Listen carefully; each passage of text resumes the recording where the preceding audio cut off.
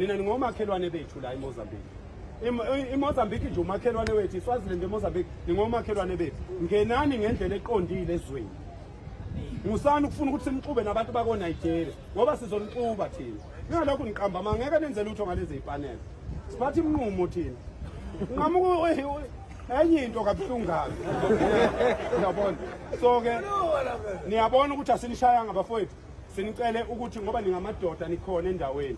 Uma ikhansela libiza imhlangano, yekani ukukhanda imoto, hambani nemhlanganweni. Uma inkosi ibiza umhlangano, yekani ukukhanda imoto, hambani nemhlanganweni. Ngoba sihleli nani la. Kodwa wonke umuntu onephepha unelungelo lokuba khona la asebenza. Onganalo iphepha akaye ekhaya ayolungisa iphepha, abuye senamaphepha aqondile.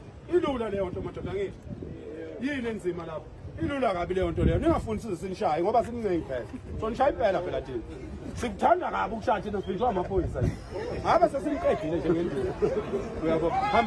Hambani ke niyosebenza madoda. Umuntu akabe lungiselela ukushaya umhla ka-30 esele ngakubo elungisa amaphepha bese buya ngendlela eqondile ke. Niyakuzwa lokho bafowethu.